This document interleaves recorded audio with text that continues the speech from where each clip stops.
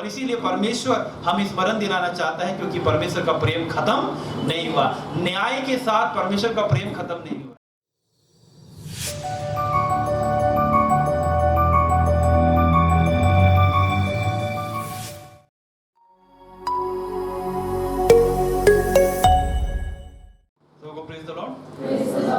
धन्यवाद हो, परमेश्वर भला है हमारे जीवन के लिए। और यहाँ पर रोमियो की पत्री उसका 15 अध्याय में हम लोग देखते हैं, जैसे इसके टाइटल पर ही हम लोग गौर करें तो यहाँ पर लिखा है सबके लिए सुसमाचार।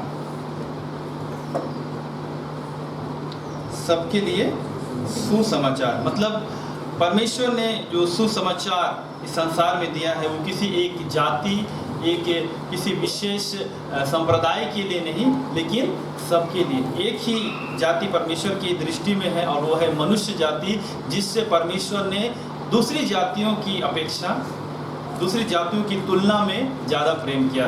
दूसरे जीव जंतु प्राणियों की तुलना में परमेश्वर मानव जाति से क्या करता है?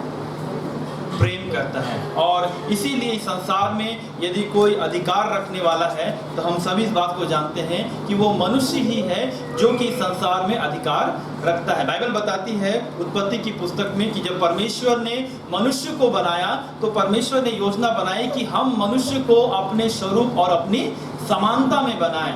और परमेश्वर का वचन बताता है कि वे इस संसार के उत्पत्ति की पुस्तक 1 अध्याय उसका 26 पद को पढ़ने में सहायता करें तो बहुत अच्छा लगेगा। फिर परमेश्वर ने कहा हम मनुष्य को अपने स्वरूप के अनुसार अपनी समानता में बनाए। हाँ। और वे समुद्र की मछलियों और आकाश के पक्षियों और घरेलू पशुओं और सारी पृथ्वी पर और सब रेंगने वाले जंतुओं पर जो पृथ्वी पर रेंगते हैं अधिकार रखे। हालेलुया। देखिए बाइबल बताती है इस संसार में यदि जातियों के विषय में यदि हम लोग बात करें मेरे प्रियो, तो आज मनुष्य ने अपने लिए अलग अलग जातियां बना ली। लेकिन सही तौर पर देखा जाए तो परमेश्वर की दृष्टि में मनुष्य जाति अलग है, जानवरों की प्रजाति अलग है, पक्षियों की प्रजातियां अलग है। और इसीलिए जब मैं जाति की बात कर रहा हूं तो इसमें परमेश्वर एक जाति है जिससे सबसे ज्यादा वो प्रेम करता है, वो है मानव जाति। हालेलुया। और इसीलिए उस मानव जाति, जब हम सभी को जानते हैं अदन की वाटिका में जो घटना घटी आदम और हवा के जीवन में कि जब सब कुछ ठीक ठाक था, लेकिन जब उन्होंने पाप किया, परमेश्वर की आज्ञा का उल्लंघन उन लोगों ने किया, वर्जित फल खाया और पाप में जब पड़ गए तो परमेश्वर जिनसे प्रेम रखता था परमेश्वर ने एक न्याय भी वहां पर कर दिया। क्योंकि हमारा परमेश्वर केवल प्रेम करने वाला नहीं लेकिन वो न्यायी परमेश्वर भी है।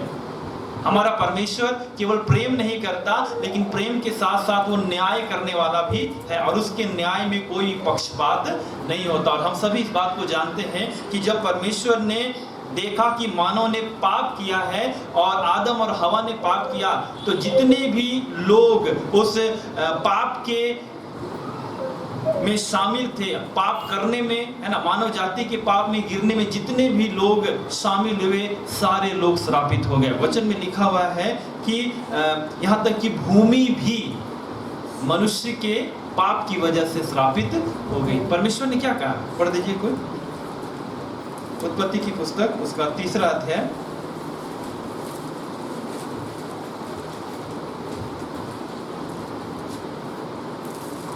16 पद से देखिए क्या लिखा हुआ है। फिर स्त्री से उसने कहा मैं तेरी पीड़ा और तेरे गर्भवती होने के दुख को बहुत बढ़ाऊंगा। हाँ। तू पीड़ित होकर बालक उत्पन्न करेगी। हाँ। और तेरी लालसा तेरे पति की ओर होगी। हाँ। और वह तुझ पर प्रभुता करेगा। हाँ, यदि यहाँ पर हम गौर करें तो मनुष्य के पाप में गिरने का जो सबसे पहला कारण, जिसके जो मानव जाति में जो प्रथम स्त्री जो हवा थी, हम सभी जानते हैं कि कैसे शैतान ने उसे बहकाया और वो परमेश्वर की आज्ञा का उल्लंघन की। तो एक न्याय वहाँ पर होता है कि वहाँ पर लिखा है कि परमेश्वर ने स्त्रियों को जो है क्या किया, लिखा है मैं तेरी पीड़ा और तेरे गर्भवती होने की दुख को बहुत बढ़ाऊंगा, और तू पीड़ित होकर बालक उत्पन्न करेगी, और तेरी लालसा तेरे पति की ओर होगी, और वह तुझ पर प्रभुता करेगा। आदम के जीवन जो मनुष्य था उसके लिए परमेश्वर ने कहा, और आदम से उसने कहा, हाँ? तूने जो अपनी पत्नी की बात सुनी, हाँ? और जिस वृक्ष के फल के विषय मैंने तुझे आज्ञा दी थी, हाँ? कि तू उसे न खाना, हाँ? उसको तूने खाया है, तूने खाया है, इसलिए भूमि तेरे कारण श्रापित है। इसलिए भूमि तेरे कारण श्रापित है। तो उसकी उपज जीवन भर दुख के साथ खाया करेगा। देखिए बाइबल बताती है परमेश्वर ने आदम को भी श्राप दिया। क्या श्राप दिया? कि तू जीवन भर दुख के साथ क्या करेगा? खाया करेगा, दुख के साथ खाया करेगा। और आज जितने भी है ना मनुष्य इस संसार में खाते पीते हैं, कैसे खाते पीते हैं? आजकल बहुत एडवांस जमाना है, अच्छे अच्छे सेब है ना, अच्छे डिशेस बनते हैं, लेकिन सच मानिए उनके पीछे बड़े दुख हैं, पसीने छूट जाते हैं उनको बनाने, उनकी उपज करने के पीछे और उनको खाने के लिए। आज इस संसार में जो सबसे अधिक लोग जो खर्च कर रहे हैं, है ना, बोला जाता है बिजनेस वर्ल्ड में सबसे अधिक खर्च कहाँ होता है? खाने पीने में, है ना। बाकी सब जगह हम कटौती कर देते हैं, लेकिन जब खाने पीने की बारी आती है तो लोग दिल खोल करके खर्च करते हैं, क्योंकि उनको लगता है हम अपने में क्या कर रहे हैं? खर्च कर रहे हैं। लेकिन ये खाना आज जो हमें बहुत आसानी से मिल रहा है, मेरे प्रिय मैं बताना चाहता हूँ, इसके पीछे बहुतों की पसीने जो है बहे हैं, बहुतों के जो है परिश्रम है। और आज यदि हम भी अच्छे खाते हैं, उसके पीछे कहीं ना कहीं हम परिश्रम करते हैं, तभी हम खाते हैं। तो बाइबल बताती है मानव जाति में जो श्राप आया वो ये है कि तू उसकी उपज जीवन भर दुख के साथ खाया करेगा। और इसीलिए आज है ना खेती बाड़ी जो है बहुत ही कठिन हो गई है, और लोग कठिनाई के साथ में परिश्रम करते हैं और खाते हैं, क्योंकि ये परमेश्वर का न्याय है। और वहीं परमेश्वर ने इसके साथ साथ उस भूमि को भी श्राप दिया, क्योंकि वचन में लिखा है तेरे कारण भूमि क्या है? श्रापित है। किसके कारण? मानव जाति के कारण। समझिएगा इस बात को, मानव जाति के कारण पृथ्वी क्या है? श्रापित है। क्या श्राप है? पढ़ेंगे। और वह तेरे लिए कांटे और ऊंट कटारे उगाएगी। हाँ, पृथ्वी क्या उपजाएगी? कांटे और ऊंट कटारे, है ना। कोई खरपतवार अपने खेत में बोता है, एकदम बड़ा बड़ा घास हो जाए, हम उसके लिए स्पेशल है ना हम कुछ डालेंगे नहीं। अभी हम लोग भी खेती कर रहे हैं, है ना। भाई अनंत से बातचीत हो रही थी, है ना, उन्होंने बताया कि अगर हम लोग सावधानी नहीं बरतेंगे तो बहुत ज़्यादा घास निकल जाएगी और हमारी फसल को जो है नुकसान पहुंचेगा, क्योंकि सारा पौष्टिक तत्व तो वो घास ही है ना, जो जिसको हम लोग खरपतवार हिंदी में कहते हैं, है ना। जो यहाँ पर बाइबल बताती है कि वो कांटे और ऊंट कटारे कोई नहीं बोता, लेकिन ये मानव जाति के श्राप की। यदि आपके पैर में कांटे गड़ जाए, हमेशा परमेश्वर के श्राप को याद करेंगे। कांटे नहीं, कांटे, है ना।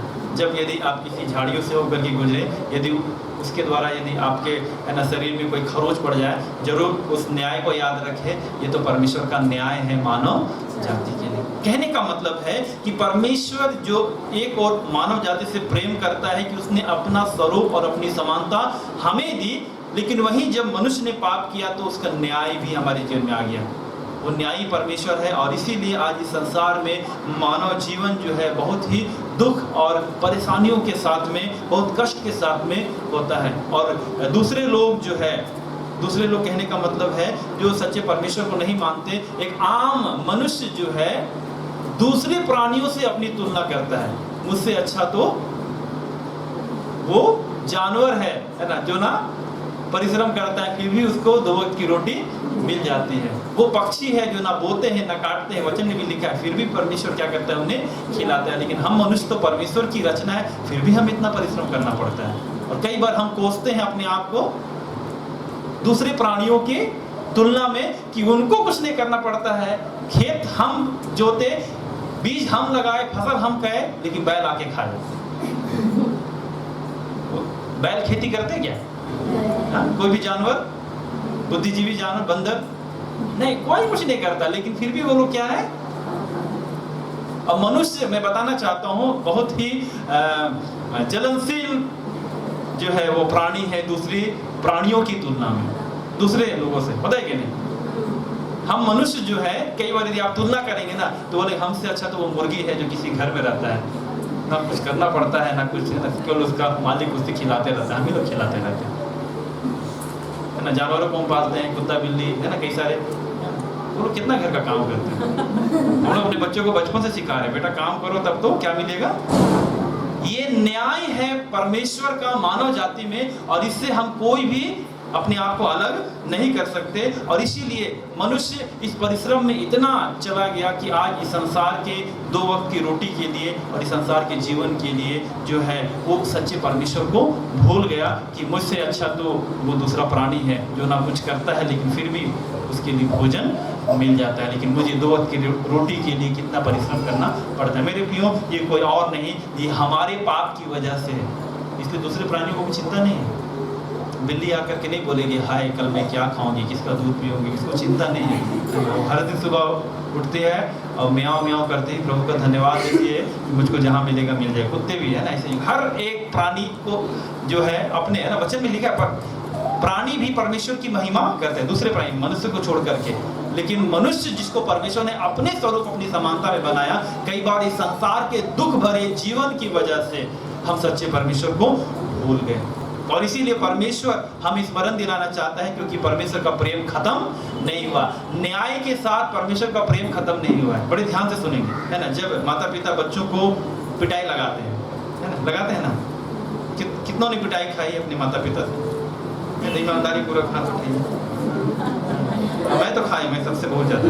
घर में मेरे भाई बहन जितने ने खाए ना, उनका सब मेरे ऊपर में पड़ा है, इसीलिए मैं सबसे पहले हाथ उठाऊंगा। तो कई एक बार, है ना, सुनेंगे ध्यान से, माता पिता प्यार करने वाले हैं, है ना, बच्चों ने, है ना, यदि आपने अपने मम्मी पापा को उनके प्यार के लिए कभी थैंक यू नहीं बोला, तो आज मैं कहना चाहूँगा यदि वो है इस संसार में जिंदा है तो आज यदि यहाँ पर है तो थैंक यू जरूर बोलिएगा कि वो प्यार करते हैं, है ना, है ना, प्यार करते हैं कि नहीं? किनके मम्मी पापा है जो प्यार नहीं करते? बताइए तो, कोई है ऐसा? नहीं, सबको मालूम है कि हमारे मम्मी पापा या फिर जिन्होंने हमें पाला है ना, वो क्या करते हैं, हमसे प्यार करते हैं। लेकिन जब छड़ी पड़ती है तो हमें क्या लगता है? जब छड़ी लगती है तो क्या लगता है?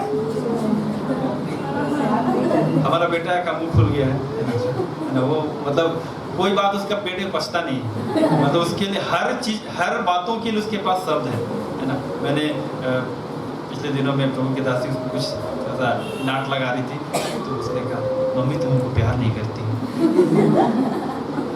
मैं भी कभी कभी डांटता हूँ तो वो मुझको भी रिप्लाई कर देते, तुम मुझसे प्यार नहीं करते पापा, तुमने मुझको मारा है।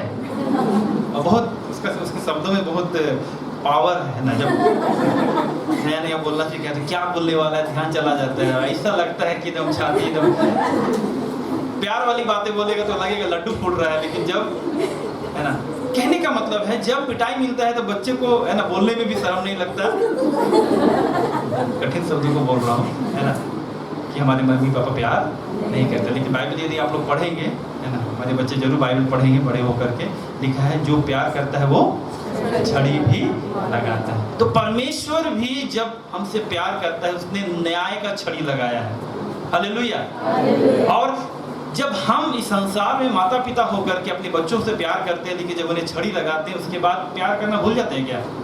कि हम अपने बच्चों की दृष्टि में, है ना, विलेन बन के रहते हैं जिंदगी भर। जिस दिन से पिटाई खाएं उसके बाद से नहीं, हम लोग क्या हो जाते हैं उसके बाद में फिर हमारा प्यार दिखता है। लेकिन मेरे प्रियो, कई एक बार परमेश्वर के प्रति लोगों का नजरिया बदला हुआ है। पाप की वजह से, पाप के इस जीवन की वजह से, संघर्ष के जीवन की वजह से लोग सच्चे परमेश्वर से जुड़ना नहीं चाहते, और जिसकी वजह से सच्चे परमेश्वर को छोड़ उन लोगों ने अपनी अपनी सुविधा के अनुसार इस संसार में काम करना शुरू कर दिया, और इसीलिए सच्चे परमेश्वर को भूल गए। और इसीलिए बाइबल बताती है परमेश्वर को खुद उपाय करना पड़ा, पहले तो भविष्यवक्ताओं के द्वारा, अपनी व्यवस्था के द्वारा, लेकिन अंत में अपने पुत्र के द्वारा बातें करना पड़ा कि सारी मानव जाति जान ले कि एक परमेश्वर है जो सबसे प्यार करता है, अर्थात सुसमाचार सबों के लिए है। हालेलुया।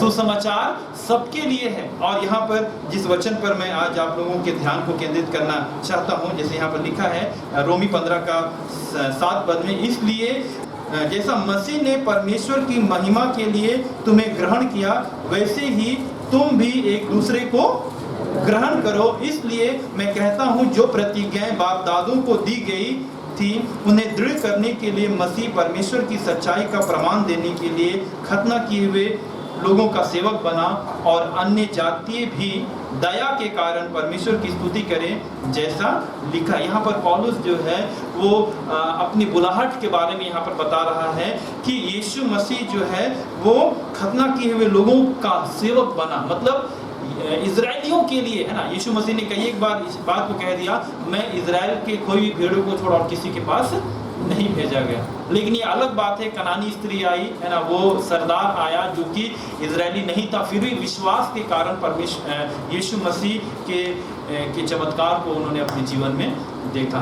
तो बाइबल यहाँ पर बताती है कि यीशु मसीह इजरायलियों के लिए आया, लेकिन इजरायलियों के लिए इसलिए क्योंकि परमेश्वर ने इजरायली जाति को चुना है, और हम सभी इस बात को जानते हैं ये इजरायली जाति किस वंश में से होकर क्या है। अब्राहम से परमेश्वर ने प्रतिज्ञा की थी कि मैं तुझसे एक बड़ी जाति बनाऊंगा, और उसके बाद से ही परमेश्वर ने जो एक जाति खड़ी की, अब्राहम से इसहाक उत्पन्न हुआ, इसहाक से याकूब उत्पन्न हुआ, याकूब के 12 बेटे थे, और याकूब का नाम ही परमेश्वर ने बदल करके इजराइल रख दिया था, और याकूब के गोत्र ही इजराइल के गोत्र हुए।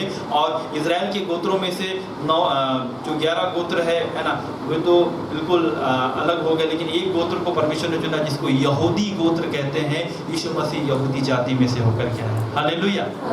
तो कहने का अर्थ है कि परमेश्वर ने एक जाति को अपनी महिमा के लिए संसार में चुना, और जब वो जाति परमेश्वर से बिल्कुल दूर हो गई थी, परमेश्वर ने अपने इकलौते बेटे को उनके बीच में भेजा कि वे सच्चे परमेश्वर को जान सके। लेकिन बाइबल बताती है उन यहूदियों ने यीशु मसीह को ग्रहण नहीं किया, सारे यहूदियों ने उनको ग्रहण नहीं किया। यूहन्ना 1:12 में लिखा है, परंतु जितनों ने उसे ग्रहण किया परमेश्वर ने संतान होने का अधिकार दिया। लेकिन एक बात की सच्चाई मैं आपको बताना चाहता हूँ, सारे यहूदियों ने यीशु मसीह को ग्रहण नहीं किया। आज भी बहुत सारे ऐसे यहूदी हैं जिन्होंने यीशु मसीह को ग्रहण नहीं किया। इसका मतलब परमेश्वर की सच्चाई बदल गई, परमेश्वर की योजना बदल गई? नहीं, परमेश्वर की योजना आज भी है कि परमेश्वर का प्रेम वो अपने लोगों को बताए। और इसीलिए बाइबल बताती है कि परमेश्वर ने यहूदी जाति में से होकर के यीशु मसीह को इस संसार में भेजा, लेकिन इस सुसमाचार को अन्य जातियों के लिए भी। क्यों? क्योंकि जब यहूदियों ने सुसमाचार को ग्रहण नहीं किया, तो पौलुस बहुत अच्छा कहता है, अनुग्रह हम अन्य जातियों पर उतरा है। हालेलुया। कितने लोग यहूदी गोत्र में से हैं यहाँ पर?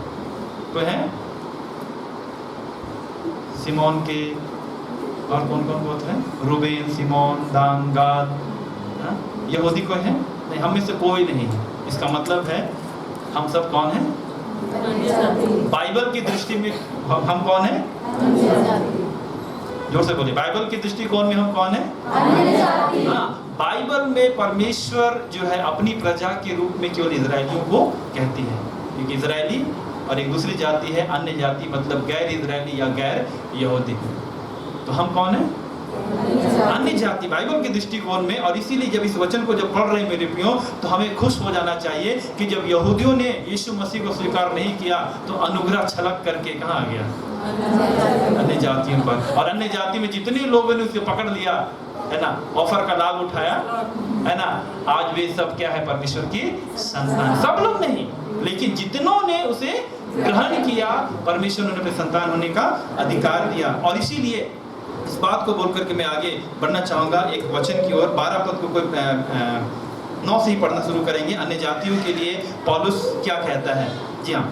और अन्य जातियां भी दया के कारण परमेश्वर की स्तुति करे। अन्य जाति भी दया के कारण परमेश्वर की स्तुति करे, जैसा लिखा है। जैसा लिखा है, इसलिए मैं जाति जाति में तेरा धन्यवाद करूंगा। जैसा लिखा है। कहाँ लिखा है?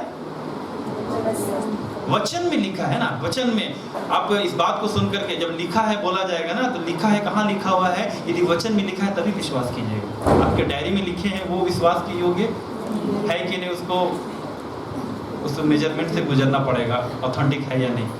लेकिन जब लिखा है, बाइबल में लिखा है जैसे लिखा रहता है, इसका मतलब है वचन में लिखा है। और पुराने नियम में, नए नियम में जितने भी जगह पर आप इस शब्द को पाएंगे लिखा है, इसका मतलब वो पुराने नियम में कहीं ना कहीं पर लिखा है, क्योंकि पुराना नियम को यीशु मसीह ने भी पवित्र शास्त्र घोषित किया है। तो इसीलिए इस बात को समझेंगे कि लिखा है, कहाँ लिखा है?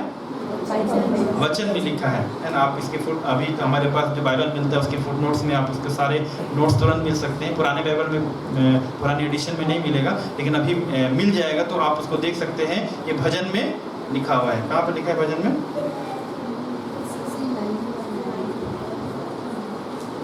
भजन 18 का 49 में, और दूसरा सामुएल 22 का 50 में भी लिखा हुआ है। ठीक है, अभी उसकी ओर नहीं जाएंगे, मेरा विषय कोई कुछ और है।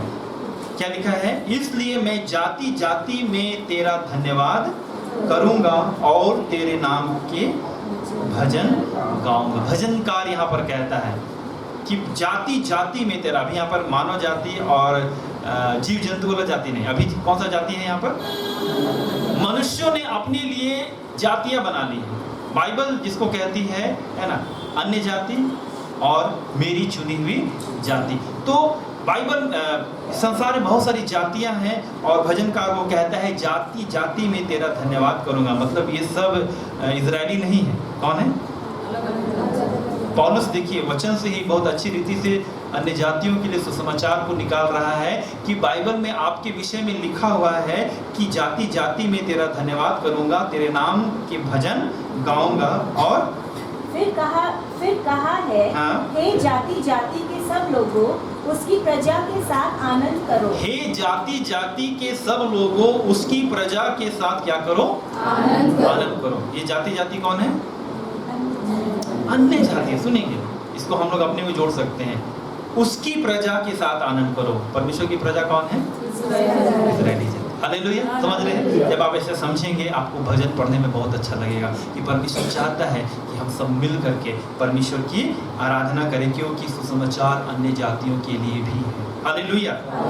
आगे क्या लिखा है? और फिर हे जाति जाति के सब लोगों प्रभु की स्तुति करो। देखिए, जाति जाति के सब लोगों प्रभु की स्तुति करो। कौन है प्रभु? कौन है प्रभु?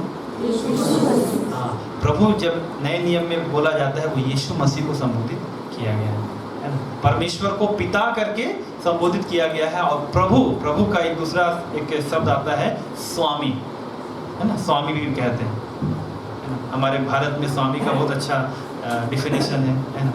पत्नियां अपने पति को क्या बोलते हैं? मेरे प्रिय। हाँ, तो आप लोगों को प्रभु शब्द समझना है ना।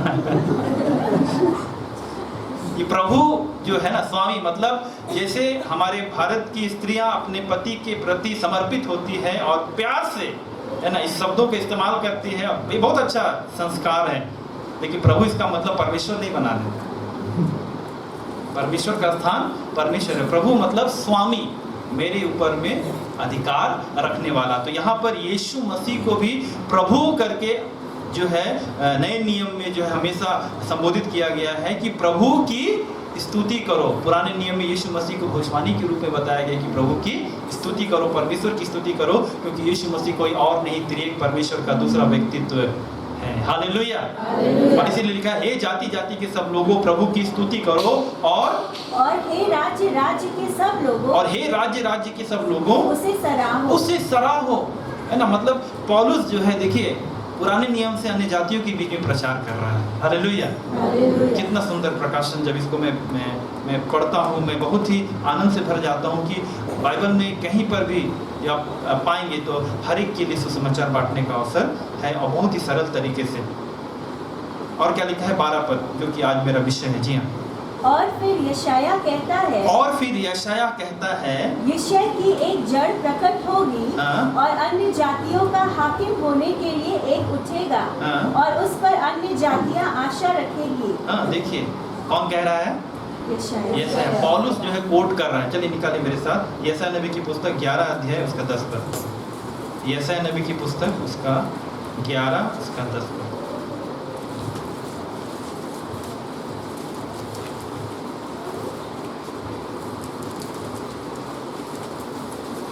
क्या लिखा है? उस समय यिशै की जड़ देश देश के लोगों के लिए एक झंडा होगी। लिखा है उस समय यिशै की जड़ देश देश के लोगों के लिए एक झंडा होगी। सब राज्यों के लोग उसे ढूंढेंगे। सब राज्यों के लोग उसे ढूंढेंगे। और उसका विश्राम स्थान तेजोमय होगा। और उसका विश्राम स्थान तेजोमय होगा। देखिए पौलुस ने बहुत अच्छी रीति से कोट किया है। यशायाह ने आपके विषय में भविष्यवाणी की है। क्या की है? यिशै की एक जड़ प्रकट होगी। ये यिशै कौन है? हाँ, यिशै कौन है इसको जानना है। दाऊद का वो कौन था? पिता था। दाऊद का पिता है ना। पुराने नियम में पढ़ेंगे कि जब सामुएल नबी को परमेश्वर ने दाऊद के घर में भेजा कि यिशै के पुत्रों में से एक का अभिषेक करना। तो यिशै कौन है? दाऊद का पिता है, दाऊद का पिताजी है, दाऊद का पापा है। और लिखा है यिशै की एक जड़ प्रकट होगी और अन्य जातियों का हाकिम होने के लिए उठेगा। हालेलुया। और उस पर अन्य जातियां आशा रखेंगी। हालेलुया। यिशै की जड़ कौन है? यीशु मसीह है। आप यदि यशायाह नबी की पुस्तक उसका 11 अध्याय पहला पद को पढ़ेंगे तो वहां पर कुछ ऐसा लिखा हुआ है। तब यिशै के ठूंठ में से एक डाली फूट निकलेगी। बाइबल स्पष्ट बताती है यशायाह के इस भविष्यवाणी के द्वारा कि यिशै के ठूंठ में से एक डाली फूट निकलेगी और उसकी जड़ में से एक शाखा निकल और उसकी जड़ में से एक शाखा फलवंत होगी। है ना। जब ये शब्द को जब मैं पढ़ता हूँ मुझको यिशै के ऊपर में जो है बहुत ही तरस आता है।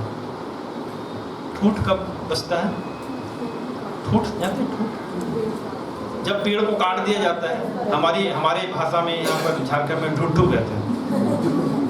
ठुट्ठू सुने? नहीं सुने? सुन लीजिए। हाँ, जब भी ठुट्ठू बोलेंगे ना तो आप वही ठूठ है, मतलब उसमें से कुछ निकलने। जब पेड़ काट दिया जाता है ना वो क्या होने लगता है? सूखने लगता है। अब पेड़ कट गया है, तना कट गया है, जड़ नीचे है, लेकिन वो अब फल नहीं दे रहा, वो ठूठ बच गया है।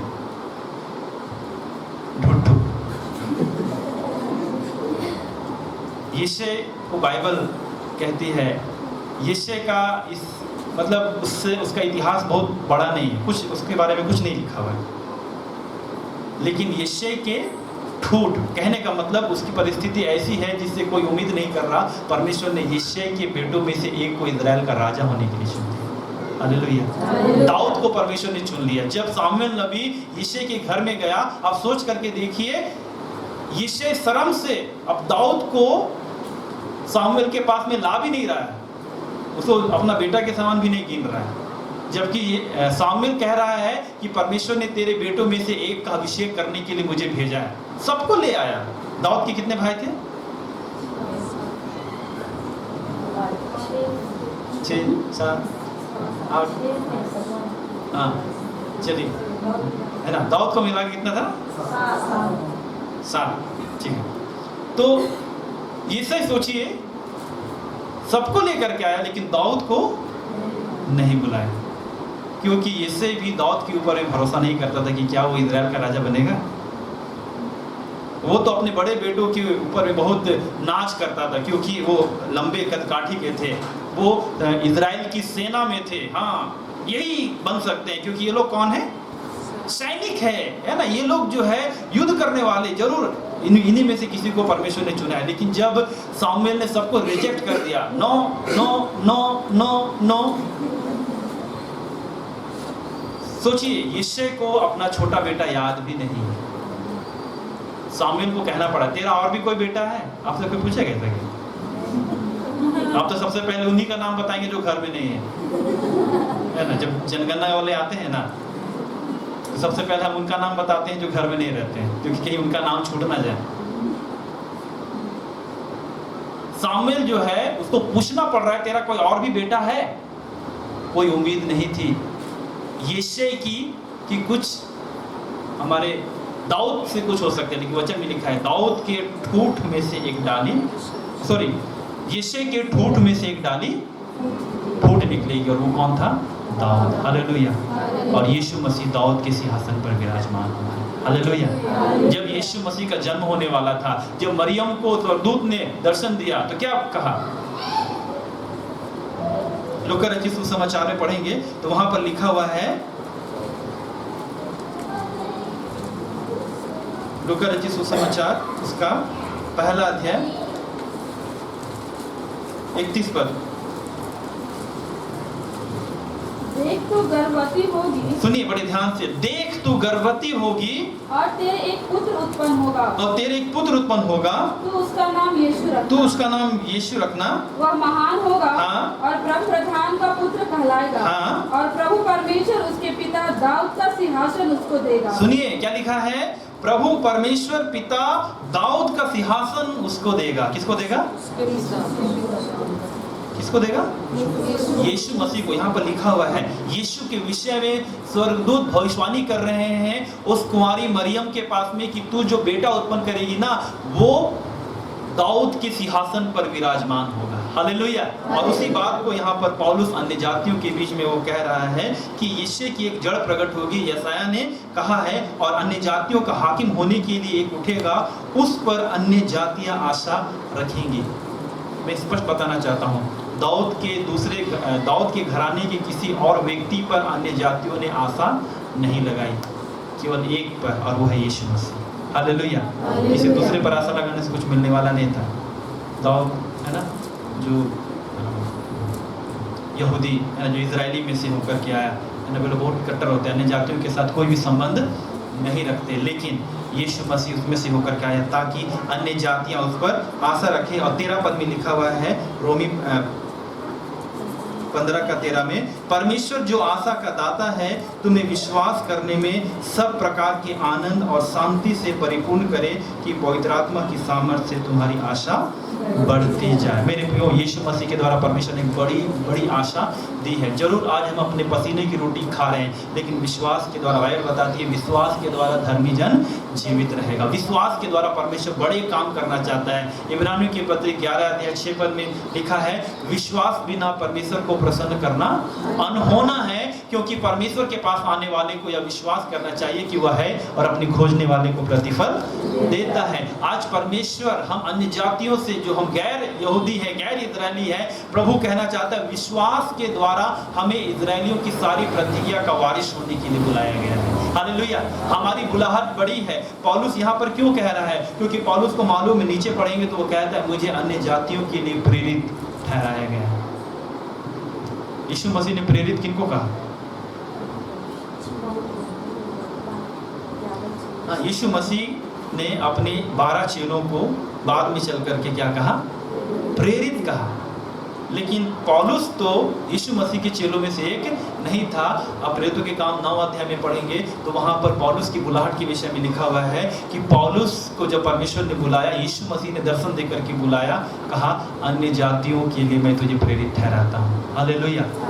उसकी बुलाहट, कहने का मतलब मेरे प्रियो, ये पौलुस क्यों इतने वचन में से खोज करके जो है इस रोमियो की पत्री में अन्य जातियों के लिए सुसमाचार कर रहा है? क्योंकि जिस बुलाहट में वो बुलाया गया उसके लिए वो प्रचार कर रहा है। मेरे प्रियो, आज यदि आप यीशु मसीह के द्वारा बुलाए गए हैं, आपने यीशु मसीह को ग्रहण किया है, इसका मतलब है आप दूसरों के लिए आशीष का कारण होने के लिए बुलाए गए हैं। हालेलुया।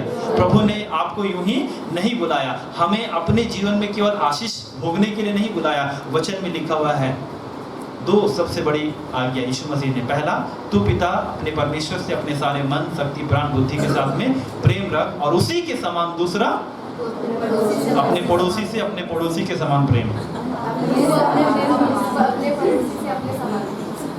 हम लोग पड़ोसी को पड़ोसी जैसा देखते हैं ना। पड़ोसी मतलब बोलिए ना, थोड़ा पड़ोसी का परिभाषा आप लोगों के आपसे जानना चाहता। आप लोग पड़ोसी को कैसा देखते हैं? बगल वाला है ना, ऐसे करेंगे बगल वाला। और घर वाला रहेगा तो हाँ मेरा घर वाला है। पड़ोसी तो पड़ोसी मतलब वो दूसरा है, उसकी जिम्मेदारी मेरी नहीं। लेकिन यीशु मसीह बोलते हैं जैसे तुम पिता से अपने सारे मन, प्राण, शक्ति, बुद्धि के साथ प्रेम रखते हो, वैसे तुम अपने पड़ोसी से, किससे? बोलिए, बगल वाले का हाथ पकड़ के बोलिए, अपने पड़ोसी से अपने समान। आप अपने आप से प्रेम करते हैं ना? वैसे प्रभु यीशु मसीह हमें बताते हैं कि यही 2 सबसे मुख्य आज्ञा है। है ना, कई एक कलीसियाओं में है ना सर्वे होता है, कितने लोग परमेश्वर से प्रेम रखते हैं? सब लोग हाथ उठाएंगे, दोनों हाथ उठाएंगे। उसके बाद अभी नहीं बोल रहा हूँ, हम लोग कर चुके हैं। कितने लोग पड़ोसी से प्रेम रखते हैं? उठना शुरू हो जाता है, लेकिन फिर हमको लगता है याद आ जाता होगा। लेकिन बाइबल बताती है पड़ोसी कौन है। पड़ोसी वो नहीं क्योंकि जो आपका बगल में रहता है। यीशु मसीह ने सिखाया पड़ोसी वो है जो एक व्यक्ति यरूशलेम से यरीहो की ओर जा रहा था, रास्ते में से पकड़ लिया गया, उसके कपड़े उतार दिए गए, उसे अधमुआ कर दिया गया। एक लेवी वहाँ से पार हुआ, एक याजक वहाँ से पार हुआ, उसने तरस नहीं खाया। एक सामरी जो कि यहूदियों से किसी प्रकार का मेल जोल या रिश्तेदारी कोई नहीं निभाता था, उसने देखा, उसने उस व्यक्ति को उठाया, उसके घाव साफ किए, सराय में ले गया और सराय वाले को मतलब जितना खर्चा होना था दे दिया। बोला और जितना खर्चा लगेगा मैं वापस लौटने पर दे दूंगा। तो यीशु मसीह ने पूछा उस घायल व्यक्ति का पड़ोसी कौन ठहरा? वो सामरी व्यक्ति जो कि ना उसका रिश्तेदार था ना उसकी जाति का था, लेकिन उस कठिन समय में उसने उसकी मदद की। आज अपना पड़ोसी आप बगल वाले को मत बोलिए, वो सांसारिक दृष्टिकोण में वो आपका पड़ोसी है, आपके घर के बगल में जो रहता है आस पड़ोस। आत्मिक रूप में हमारा वो पड़ोसी है जिन्हें हमारी ज़रूरत है। यदि आप यीशु मसीह को जान रहे हैं और सामने वाला व्यक्ति यीशु मसीह को नहीं जान रहा है, वो आपका पड़ोसी है। उसकी जिम्मेदारी, उसे बचाने की जिम्मेदारी हमारी है। वो सामरी ने क्या किया? उस व्यक्ति को उठाया, उसके घाव में अधमुआ मतलब अधमरा, छोड़ देता तो वो मर जाता, अधमरा था वो, लेकिन उसने उसकी मदद की। आज प्रभु ने हमें बचाया है, इसलिए बचाया कि हम दूसरों को बचाएं, अपने पड़ोसी से अपने समान प्रेम रखें, है ना। हमें छोटा सा दर्द होता है ना, दिन में कितनी बार हम चर्चा करते हैं, है ना? हर घंटे एक बार जरूर रिपीट होता है, 12 घंटे में 12 बार जरूर रिपीट होगा। इससे ज़्यादा कोई बोलने वाला है तो 24 बार हो जाएगा, इससे ज़्यादा होगा तो हर आधे घंटे में किस नए वैसे मिलेंगे। तो सबसे पहले अपने दर्द के बारे में, अपनी समस्या के बारे में बताते हैं। मेरे प्रिय, परमेश्वर का वचन आज हमसे कहना चाहता है, आइए हम अपने पड़ोसियों से प्रेम करें। हालेलुया। पड़ोसी वो है जिन्हें हमारी ज़रूरत है। यदि हमारे पास उद्धार का संदेश है, सुसमाचार की बातें हैं, अनंत जीवन की बातें हैं, जैसा प्रभु की दासी बता रही थी, अनंत जीवन की बातें हमारे पास में हैं लेकिन सामने वाले के पास में नहीं है, उसकी जिम्मेदारी हमारी है। आइए हम उससे प्रेम रखें, हम उसकी समस्या में उनकी मदद करें। उनकी समस्या, सबसे बड़ी समस्या उन्हें पाप से बाहर निकालने की, सच्चे परमेश्वर से उनका मेल मिलाप कराना है। और इसीलिए यहाँ पर पौलुस कहता है सुसमाचार सबके लिए है। हालेलुया। हम जिससे प्रेम रखते हैं केवल उसके लिए नहीं, लेकिन परमेश्वर जिससे प्रेम रखता है उन सबके लिए है। हालेलुया। क्या हम सुसमाचार बांट रहे हैं? क्या हम प्रभु का संदेश लोगों को बता रहे हैं? क्या हम सामने वाले को जान रहे हैं कि वो वचन से दूर है? क्या हम उसके लिए प्रार्थना करना शुरू किए हैं? मेरे प्रियो, आइए, ये जिम्मेदारी कलीसिया की है, क्योंकि यदि हम ये काम नहीं करते, मैं कल भी कह रहा था, अगले और 2000 साल लग जाएंगे फिर भी भारत बचने वाला नहीं है। कलीसिया यदि जागृत नहीं हो तो हम अपनी पीढ़ियों में एक जागृति को नहीं देखेंगे। आइए हम जागृत हो जाएं प्रभु के काम को करने के लिए। आप जहाँ हैं, प्रभु को एक विशेष यदि रीति से आपको भेजता है, अच्छी बात है, लेकिन ये सुसमाचार बांटना, अपनी गवाही बांटना, हम जिस भी जगह पर पढ़ने वाले हैं, अब काम करने वाले हैं, खेती बाड़ी करने वाले हैं, है ना, अपने रिश्तेदारों में आप मिलते जुलते, आप हर जगह पर प्रभु के संदेश को पहुँचा सकते हैं। हालेलुया। ये हमारी जिम्मेदारी है कि हम उद्धार के संदेश को लोगों तक पहुँचाएँ। क्या इसकी जिम्मेदारी हम उठाएंगे? इसकी जिम्मेदारी क्या हम उठाएंगे? क्योंकि अधिकतर कलीसियाएँ ऐसे ही सुस्त पड़ी हुई हैं, प्रभु के कामों को नहीं कर रही मेरे लिए। लेकिन आज प्रभु हमारी कलीसिया से इस प्रकार से उच्चार है कि आइए हम जागृत हो जाए। जागृत जो हमारा पड़ोसी है, जो अधमरे पड़े हुए लोग हैं, जो पाप में मरे हुए लोग हैं, उनके लिए हम सुसमाचार को